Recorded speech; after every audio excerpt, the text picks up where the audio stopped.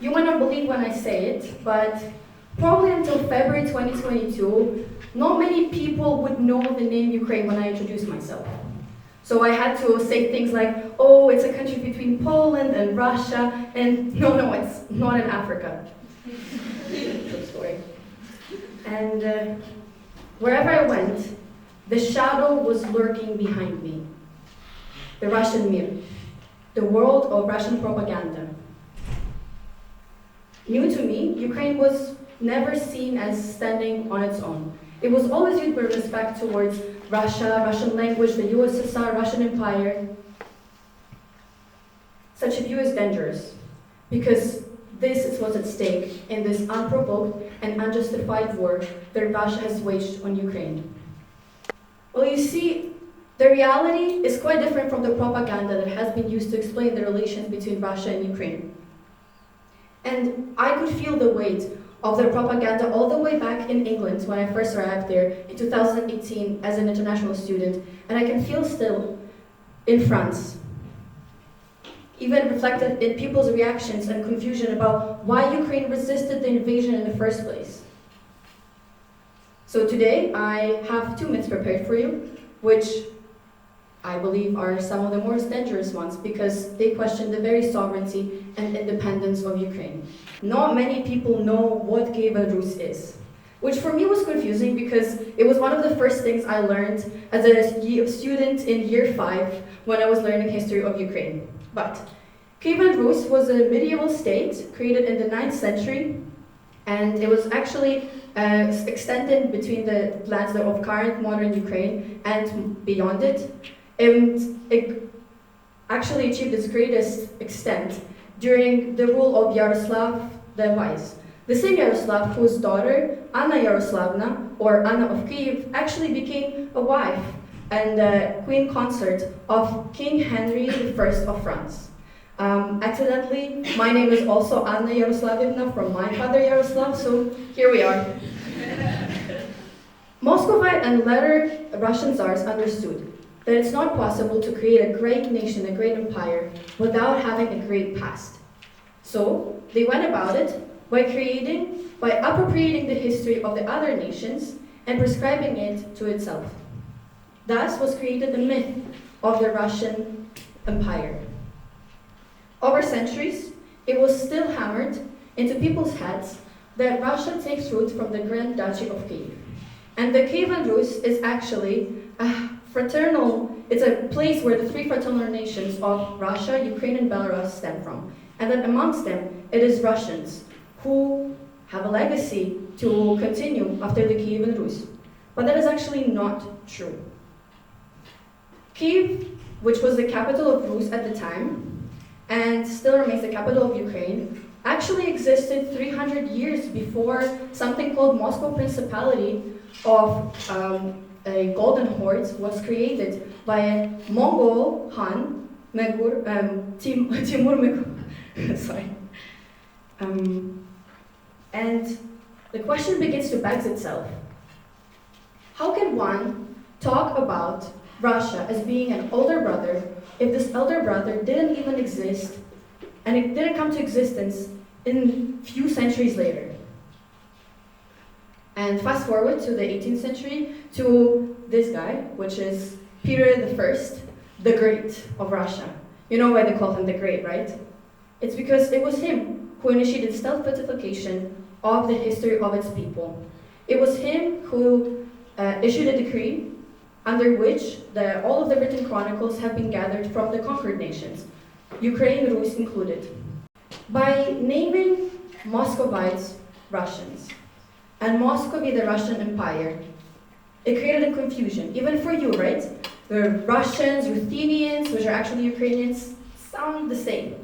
But these are actually two very different people.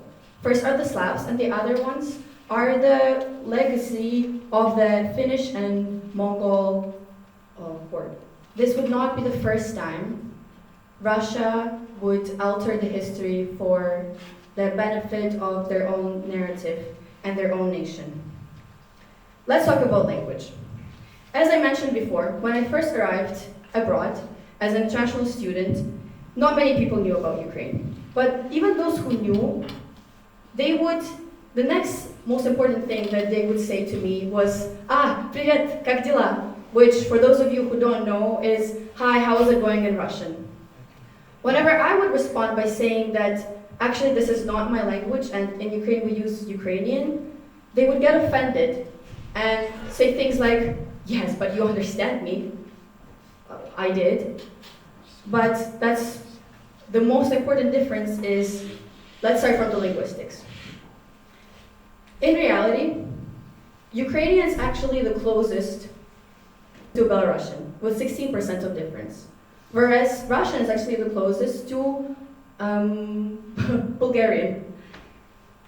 After that, the most common languages that Ukrainian shares the biggest common similarities are Slovak, Polish, and then Czech. And only then Russian, with 38% of difference. This is the same difference that exists between French and Portuguese, to give you a more common example. Yet nobody says that Russian and when people say that Russian and Ukrainian are the same language, nobody says the same about French and Portuguese. So why is that? That despite those linguistic differences, Ukrainians still understand most of Russian, whereas Russians do not understand Ukrainian. Actually, of political and historical consequences of the colonial rule that Russia had over Ukraine, and as well as its predecessor, the USSR. As I mentioned, this important symmetry is explained by the colonial rule that Russia had over Ukraine. However, it also meant that within public spaces, within public spheres, Russian was the most common language to be used. Actually, it was the official language to be used. It also meant that slowly this language sank into the private spheres of Ukrainians' lives. Even for myself, even though I grew up in the Western Ukraine, when I never spoke a word of Russian in my life, and I never learned Russian a day in my life, I still somehow know, understand, can read, and even write in Russian nearly fluently. So when we question how similar are those two languages, it's actually not a question of linguistics alone. It's a question of politics. Language is important, and language is political. Otherwise, Russia would not be changing the signs of the Ukrainian cities when they occupied our territories. Otherwise, they would not be burning the books on Ukrainian territories if the language was not important. Ukrainian poet Lina Kostenko wrote, "Нації не вмирають від інфаркту. Спочатку їм відбирає мову." Which, in my direct translation, means something like this. Nations do not die of a heart attack. They first lose their language. When we think of what makes nation, and this is a question that is quite familiar for a lot of my Sciences Po peers here at this university, we, amongst other things, think of nation as a group of people united by their language. Over the centuries, Ukrainian has been oppressed and suppressed by the Russian imperialism. The systematic oppression started also with the same guy. The aim of these and many other policies that have been implemented over the centuries, quite simple. The extermination of Ukrainians through extermination of their language and their culture. Russia is not the same as Ukraine, and Russian language isn't the same as Ukrainian. What is important to understand between those two countries is that one of them is the oppressor and the other one is the oppressed. This is actually not just about Ukraine. For the longest period of time, Russia has been controlling narratives surrounding countries like Belarus and Georgia, Kazakhstan, you name it. And actually, it's not only Russia who employs propagandistic tactics in order to convince the world of some of their narratives. Officially, well, propaganda is here to sow doubts and to divide, to manipulate the reality. Sometimes it's through picking out the facts from the context, and sometimes it's through bluntly lying. Russian propaganda was a representation that twisted the reality. But we resisted, and we continue resisting. We shattered this myth. We encourage the world to look around and see the reality for what it really is. So, today, let me leave you with this. Always have some scientific doubt. Whatever anyone tells you, don't just go off with what you see and what you hear. Do your own research and analyze the information that you're provided and do it critically. Secondly, also give voice to people who might know better and who might know personally about the things that you want to find out. And at the very end, be careful. Sometimes the things that sound the most true could not be farther from the reality. Stand with Ukraine. Thank you.